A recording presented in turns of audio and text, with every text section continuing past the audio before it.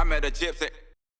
And it's funny for us, that we represent the two nations that are so influential on the motocross scene. Yeah. Because really, it's like I keep telling people, Supercross is a triangle. Yeah. It's US, Australia, Europe, and Europe is France. Yeah. I mean, there's not too many Spanish rider champion yet. We're working on that. Next Yeah. year should be exciting, but it's. But we didn't choose that. It's the way it is, and Yeah. for obvious reason, culturally and space, and the fact that our country mates love moto. And it's but we have no responsibility in that. It's just like Yeah. we keep seeing good guys. Yeah. Yeah. Well, it's what Marv and I were talking about on the podcast is Yeah. like so many great Supercross riders have come out of France, and there's got to just be some kind of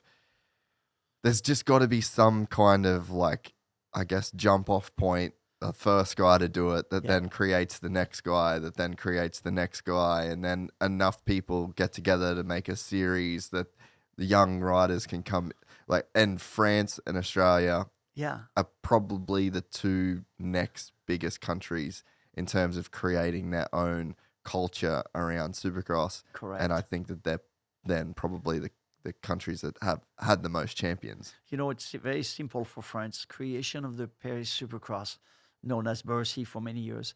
And then that led to a French Supercross championship because the kids wanting to go to be part of the Paris Supercross. So you want to be good at Supercross. And then the next thing you know is you have to move to America to get better. And here we go, 3 steps, Paris Supercross, French Championship, America. In Australia, it's kind of the same. Very similar. Yeah, even though the Supercross Championship in Australia is not that old, the French Supercross Championship is at least 30 years old. So it's been building champs for 30 years, and it's maybe even 35. I wouldn't be surprised, So Well, my dad raced Supercross in Australia. no kidding. Yeah, Wow. like I mean, I'm not sure what years. Yeah. I should do like a real detailed history lesson with my dad as to like the years that. So at least you came from a moto family. Yeah, Yeah. some of my earliest memories are on Yeah. a motorcycle. Yeah, But yeah. so we had like Stephen Gall. Yeah. He was kind of like the guy that he was probably like who's the big first French guy in Supercross? I mean, the first big French guy is Jackie Vimont. He was the Jackie first Vimont. So he's first like the motocross champion. He tried Supercross many times with not very successful, typical MXGP rider that doesn't necessarily want to be a Supercross guy. I mean, JMB became like, he was like an anomaly. It's just like JMB was. I remember meeting him first time I met him was at Dianza Cycle Park, next to Riverside. It was one of the famous motocross tracks in the 80s. And this kid is like coming out of nowhere.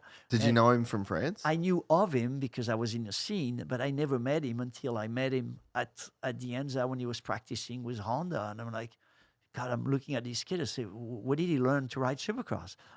Yeah. He was the Jet Lawrence of his time, Yeah.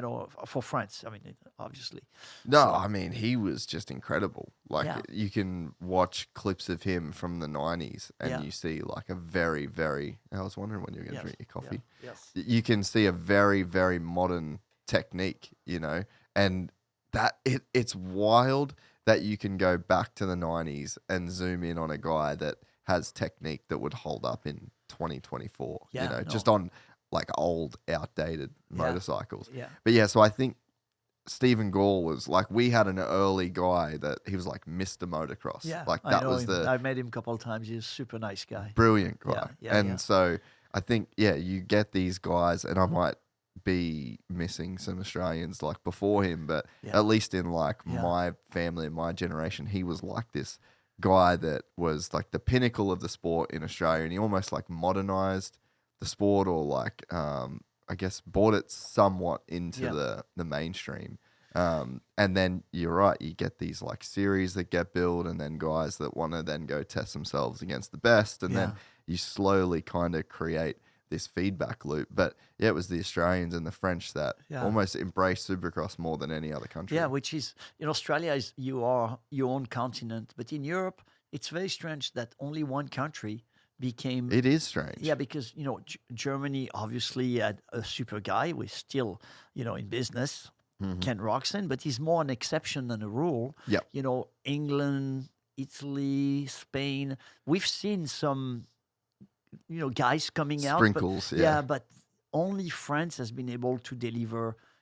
I mean, there's always a French guy in a championship. Yeah, in a championship in America. And I was like, that makes it pretty cool. And I mean, we have good French guys right now. I think they're good people. Yeah. Oh, for sure. And I definitely have a lot of respect for the French riders that come over, because oftentimes there's like a big language barrier. Like the Australians, I think there's like a massive cultural barrier. Yeah.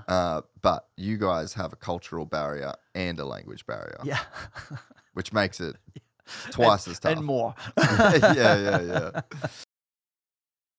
If you enjoyed this content, please like and subscribe. And to listen to the full 3-hour podcast, search Gypsy Tales in your favorite podcast platform or click the link in the description below.